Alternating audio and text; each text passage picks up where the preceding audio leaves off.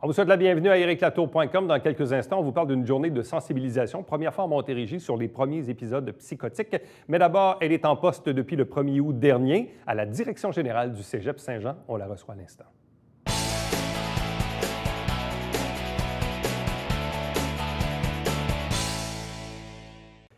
Le Cégep Saint-Jean-sur-Richelieu a maintenant une nouvelle directrice générale qui est en poste depuis le 1er août dernier, suite évidemment à la retraite annoncée de Chantal Denis, qu'on avait reçue ici même sur ce plateau au mois de juin dernier. Donc, je vous la présente si vous ne la connaissez pas déjà. Il s'agit de Mme Michèle Comtois. Bonsoir et bienvenue. Bonsoir. Et félicitations. Merci beaucoup. Vous étiez en fait en poste déjà au Cégep Saint-Jean depuis 4 ans à titre de directrice des études. C'est exactement ça. Mais auparavant, vous étiez dans la belle région de l'Estrie, oui. Votre région native, où vous avez quand même œuvré au Cégep de Sherbrooke pendant plusieurs années. Pendant plusieurs années, j'occupais un poste de directeur adjoint depuis 5 ans.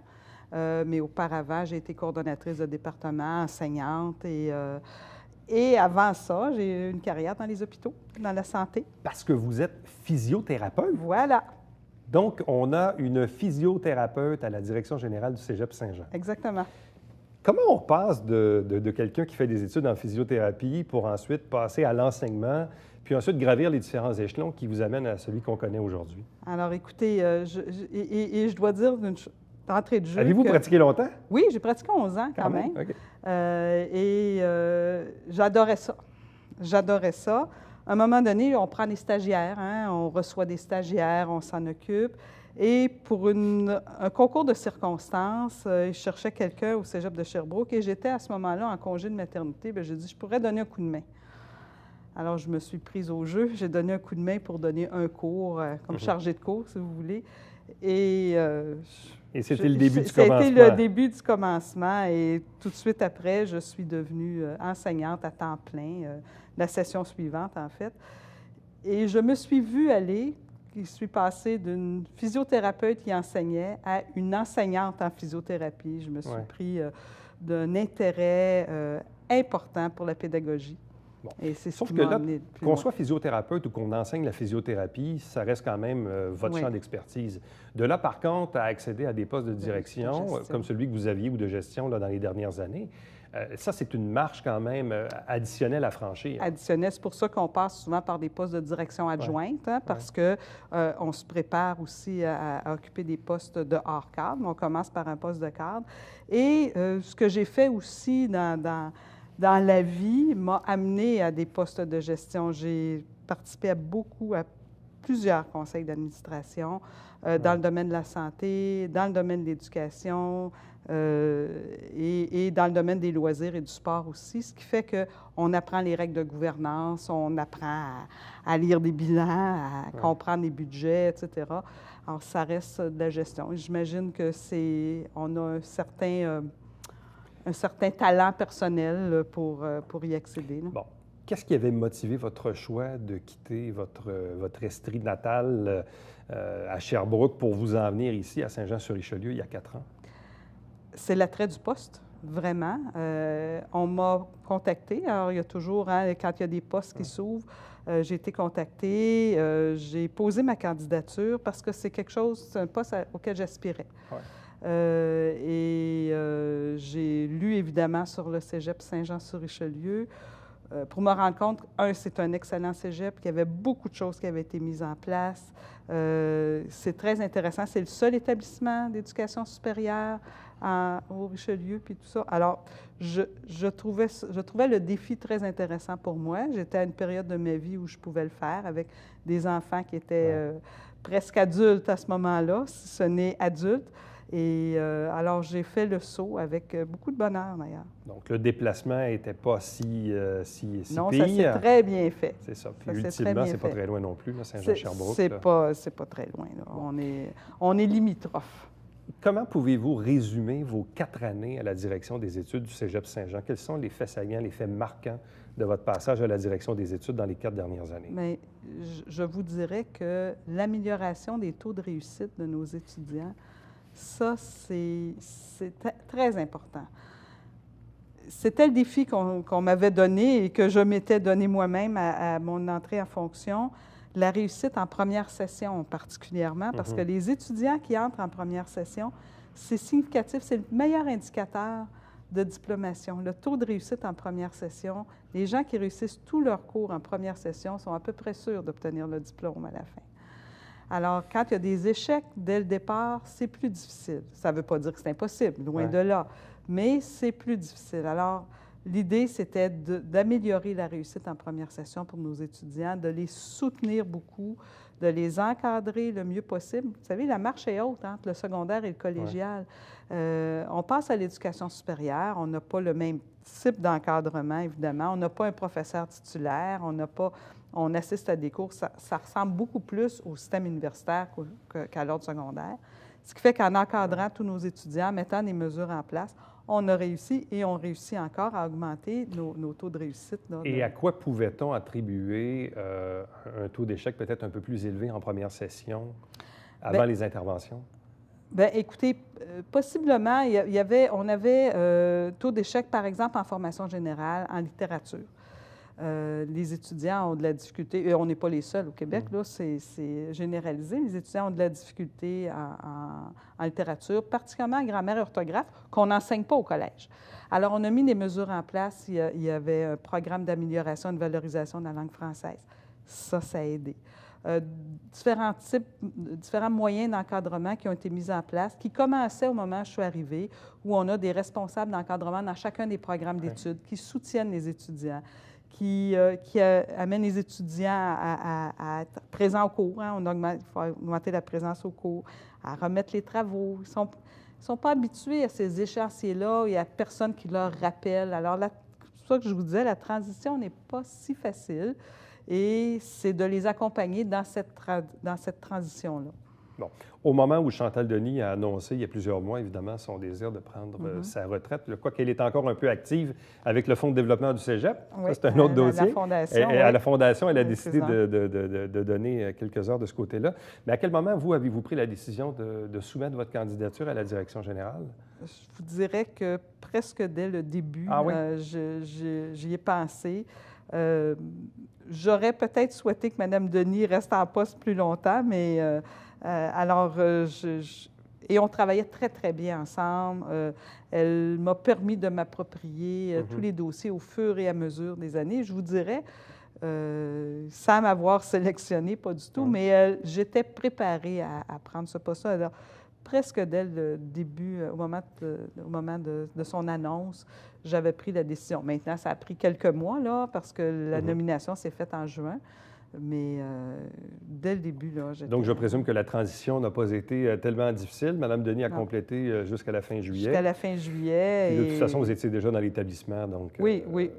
Ça s'est très bien fait. Et Mme Denis a préparé très bien la transition aussi. Là, à partir du moment où j'ai été nommée, qui était le 21 juin, on a quand même eu... Elle a continué jusqu'à la fin juillet pour préparer toute cette transition. C'est un mandat de 5 ans. Oui. Qui peut être renouvelable si vous le souhaitez, si le CA le souhaite dans 5 ans. Oui. C'est encore loin. Mais pour vous, quand vous regardez les 5 prochaines années, quels sont les principaux enjeux qui vous attendent à la direction générale de l'établissement? Écoutez, ça reste toujours la réussite et la diplomation des étudiants. On est là pour ça. On a un enjeu de formation aussi des adultes. On a une formation continue qui a à prendre de l'ampleur. Hein? Les besoins sont énormes. Les besoins dans la formation technique et dans les formations des attestations d'études collégiales sont énormes. Le Québec en entier ne réussit pas à former suffisamment de gens des programmes techniques pour répondre aux besoins des entreprises, aux besoins de la société, je vous dirais. Alors, il faut travailler beaucoup sur la réussite de nos étudiants. Nos étudiants, de plus en plus, vont à l'université, même ceux des programmes techniques, ce qui est très bien. On est très content de ça, mais ça reste que ça ne compte pas les besoins du marché du travail. Je vous disais, la formation des adultes est importante. On veut répondre aussi aux besoins des entreprises. Les entreprises ont besoin de personnel de plus en plus qualifié et on est là pour ça. Je le répète, je le dis souvent, parce que le seul établissement d'éducation supérieure ici dans le Richelieu, alors on a beaucoup de services qu'on peut rendre et on a une expertise exceptionnelle. Je vous dirais, et c'est ce que j'avais noté à mon arrivée, la qualité et le talent des enseignants au Cégep Saint-Jean est vraiment impressionnant. Il y a beaucoup de gens très bien formés, des gens il y a une formation exceptionnelle. Bon, cette année, la fréquentation s'élève à combien d'individus? Au-delà de 3200 étudiants à la formation, ce qu'on dit régulier, et on a plus de 2000 étudiants à la formation continue sur 2 sites, Brossard et Saint-Jean. Bon. Et à Brossard, c'est quand même important comme installation? C'est important, oui. Oui, c'est important, Brossard. À peu près la moitié. La formation continue, oui. En formation continue, toujours, là. Mais c'est un centre intéressant. On essaie de répondre, et on répond beaucoup à Brossard à des besoins de la population immigrante, entre autres. On donne beaucoup de cours de francisation. Et dans le cas de Saint-Jean, est-ce qu'on est à pleine capacité avec les installations dont on dispose? Pour l'enseignement régulier, oui. Oui. Remarquez si on a le problème d'avoir plus d'étudiants, ça restera un beau problème, puis on pourra le régler. Mais à la formation continue, on a encore d'espace parce que la formation continue, c'est 12 mois par année. Il y a des cours en soirée, ce qui est différent de l'enseignement régulier. Bon, avez-vous quelque chose sur votre liste d'épicerie pour le ministère de l'Éducation et de l'Enseignement supérieur? Bien oui, on a quelques-uns. Avez-vous 2-3 projets là-dessus? Oui, bien écoutez, là, on a un projet, on a déposé un projet avec le projet des infrastructures fédérales où on voudrait refaire nos locaux en soins infirmiers. On veut se doter de laboratoires avec des mannequins simulateurs.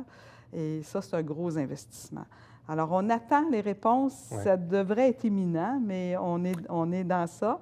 Et évidemment, on a des locaux qui ont besoin d'amour, je vous dirais. Et oui, on a encore des classes depuis plusieurs années qui sont on appelle ça des unités mobiles. C'est des roulottes, finalement. Alors, on commence à voir la fin de la vie utile de ces équipements-là. Alors, il faudrait peut-être construire quelque chose. Madame Comtois, merci beaucoup et bonne chance pour votre mandat. Ça me fait plaisir.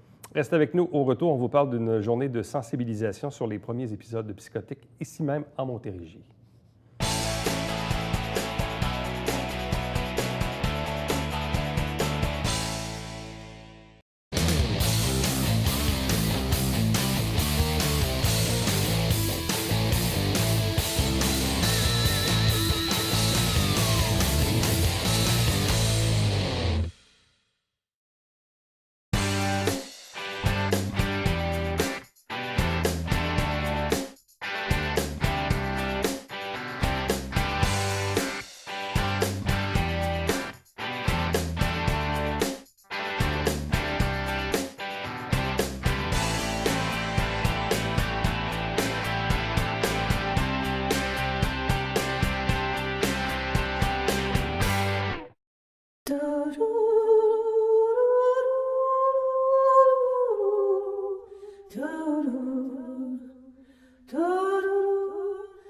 Coulisses Bêta, jeudi, 19h.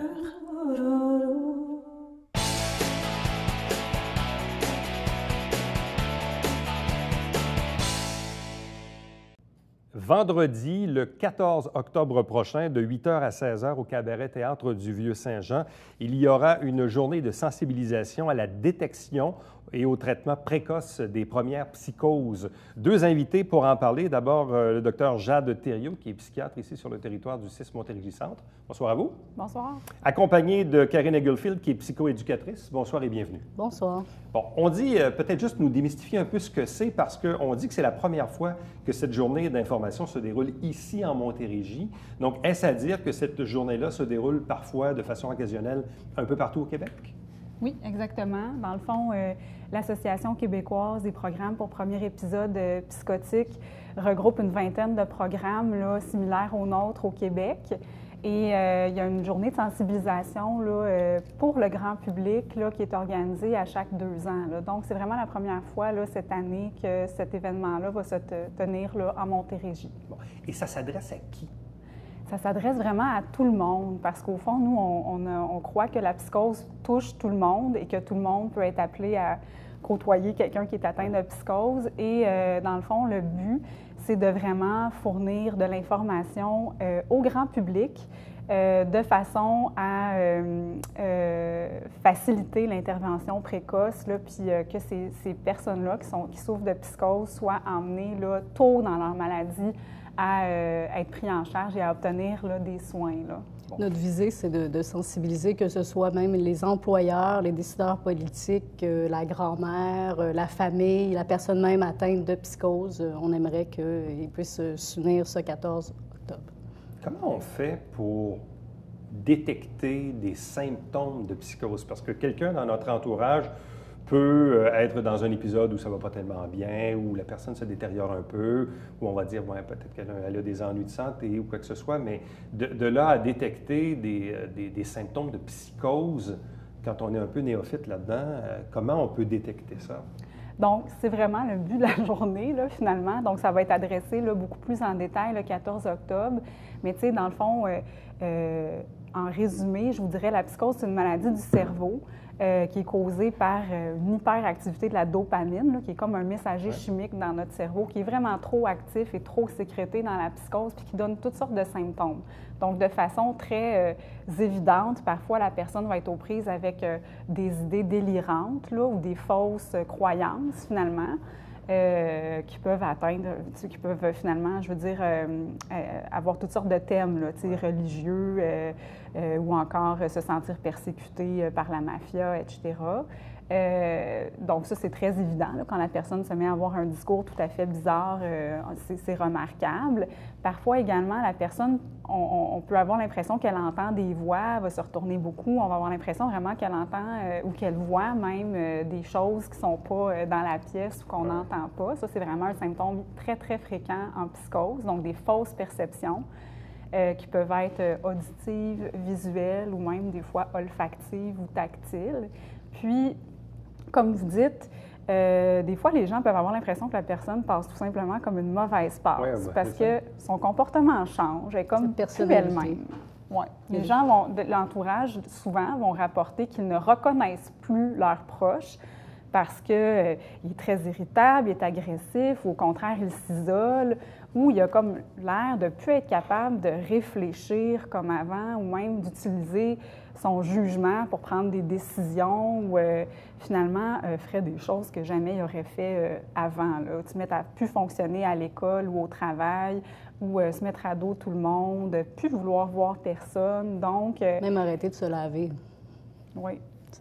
Jusque-là. Mais comment on réussit à amener les gens vers vous, Karine? Comment on réussit? Parce que là, une fois qu'on détecte quelque chose comme ça, on se dit, OK, mais là, maintenant, moi, je fais quoi avec ça? Là? Je le traîne de force à la clinique, à l'hôpital?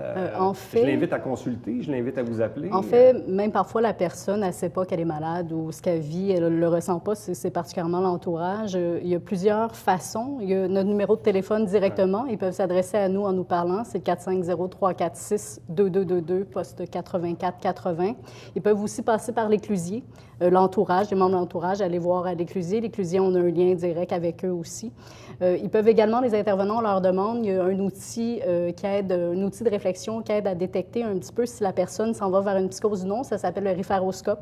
Et suite à ça, ils peuvent nous appeler.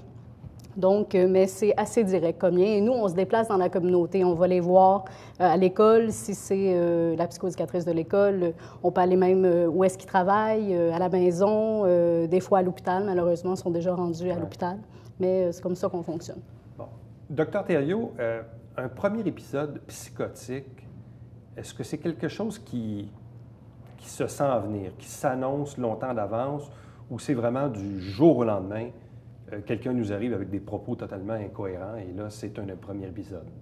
Je vous dirais que c'est variable parce que généralement, la période de temps où la personne est vraiment franchement en psychose, où les symptômes sont très florides, ne dure pas plusieurs mois avant que vraiment il y ait un bris de fonctionnement puis que d'une façon ou de l'autre, la personne soit emmenée à l'hôpital ou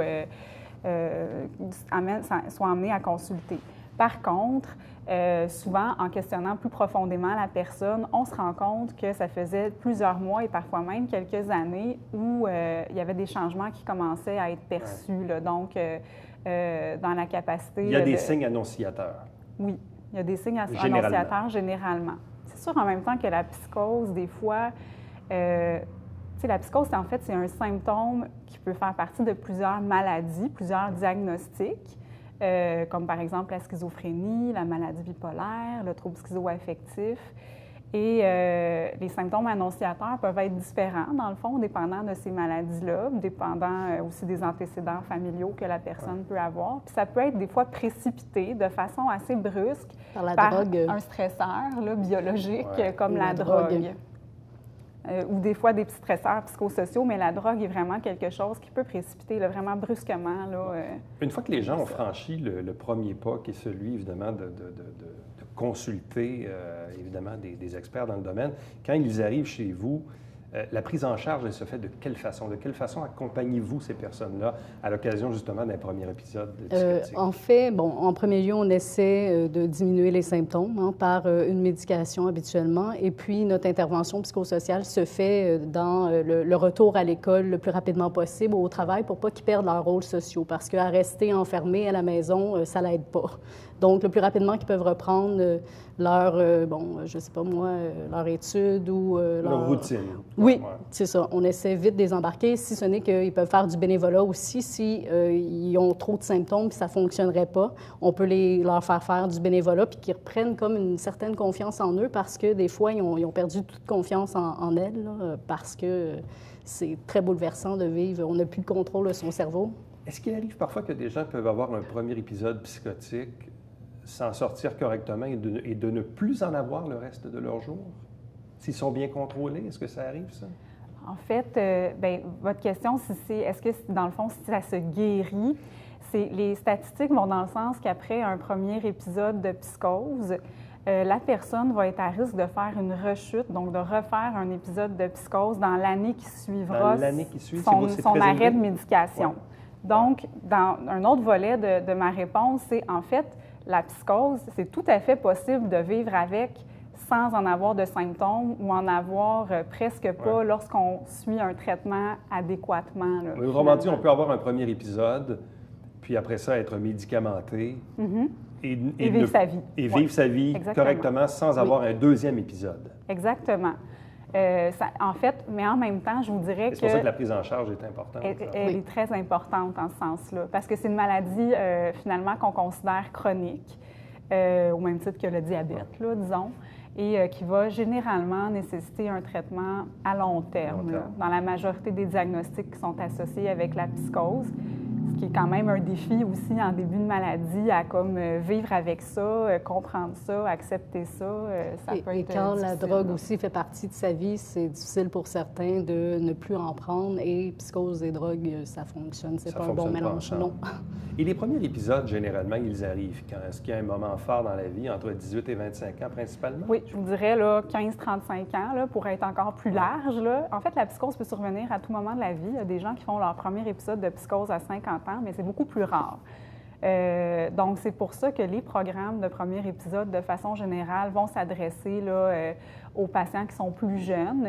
Dépendant des programmes, ça va vraiment là, de 12-15 ans à 35 ans.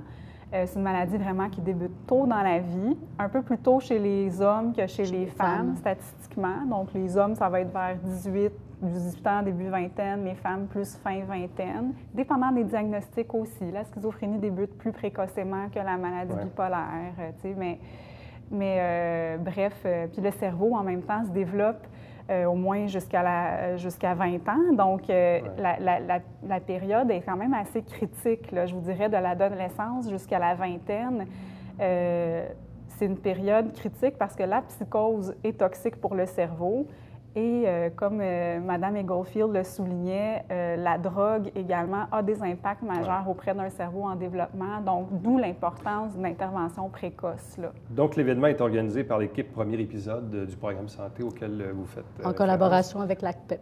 Avec, évidemment, l'association et les partenaires du milieu. Donc, c'est quand même une journée là, de 8 h à 16 h. Donc, qu'est-ce qu'on va offrir aux gens durant toute cette période, durant toute cette journée? En fait, il va y avoir des conférences. Il va y avoir une conférence sur, bon, en gros, qu'est-ce que c'est la psychose, la phase prodromique aussi, qu'on dit les signes avant-curseurs de la psychose. Ensuite, il va y avoir aussi, on va parler de drogue et psychose.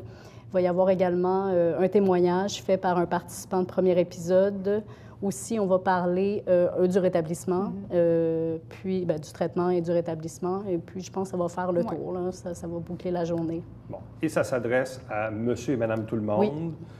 Vous vous attendez quand même à quel type de clientèle? Est-ce que ça peut être même des gens du réseau de la santé ou des gens qui ont déjà vécu certaines problématiques de santé mentale ou des proches?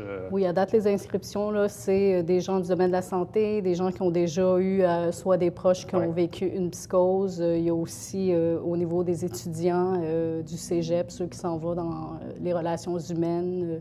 Donc, c'est ça, c'est assez large l'éventail. Mais le public au sens large est invité à participer tout à fait, votre journée. tout Donc, à quelqu'un fait. qui sent un intérêt pour le sujet. Donc, je vous le rappelle, là, c'est bien le vendredi 14 octobre de 8h à 16h au Cabaret Théâtre du Vieux-Saint-Jean. Donc, journée de sensibilisation à la détection et au traitement précoce des premières psychoses. Donc, c'est une première fois pour cette journée d'information qui se déroule ici en Montérégie. Donc, c'est gratuit. Ça coûte 10 et le lunch est fourni. Ah, mais et le matériel, inclus. Bon, oui, okay, c'est ça. Donc, 10 incluant le lunch. Oui. Et les gens qui veulent s'inscrire, on a inscrit là, au bas de l'écran le lien pour pouvoir vous inscrire en ligne. Donc, si vous tapez le lien là, qui est à l'écran en ce moment, vous allez pouvoir bien sûr vous inscrire d'ici la journée du vendredi 14 octobre. Bien, à vous deux, merci beaucoup, en souhaitant que ça ait pu démystifier évidemment le sujet, puis inviter les gens bien sûr à participer à cette journée. Merci beaucoup. Restez avec nous, puisqu'au retour, on vous présente le Babière quotidien.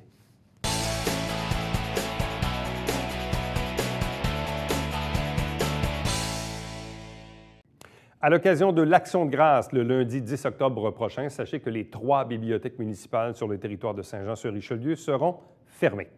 Chaque semaine, on vous présente des extraits des travaux du conseil municipal, rappel de la grille horaire de Saint-Jean-sur-Richelieu, rappel aussi du télébingo, dimanche matin 9h30 en direct avec 3 500 $ en prix. Et pour me joindre entre-temps, par courriel, Éric Latour en un mot à commercial tvhr9.com. À demain.